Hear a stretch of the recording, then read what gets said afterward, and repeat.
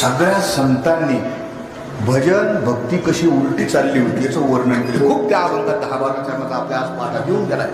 आणि मग नामदेव महाराजांच्या लक्षात आलं, खरा देव खरा देव खरा देव नेमका कुठे खरा देव.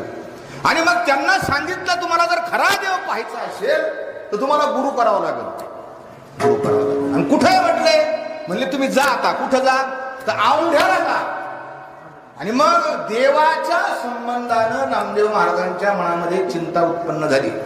चिंताग्रस्त नामा औंढ्याशी आला, पुढे देवळाशी देखील. महाराज देवळा औंढा नागनाथ सामान्य मंदिर नाही, 12 ज्योतिर्लिंगातील एक मोठं मंदिर आहे.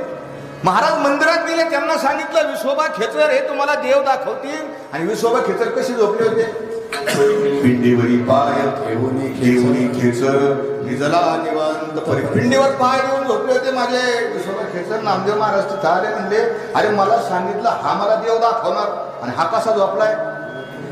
उठी उठी. नामदेव महाराज त्याला म्हणले उठ, उठी उठी प्राण्या, आंधळा तू काय देवावरील पाय ठेवी रे, उठ म्हणले.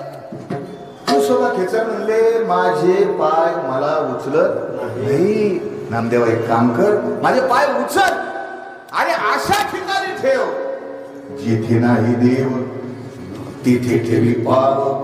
पहा तू अन्वय विचारून जिथं देव नाही तिथं माझे पाय ठेव नामदेवा.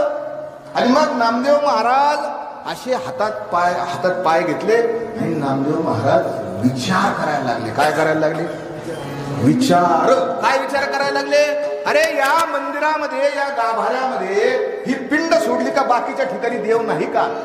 नामदेव महाराजांच्या लक्षात आलं नुसता पिंडीत देव नाही, या गाभाऱ्यातल्या सगळ्या फरशीमध्ये देव आहे.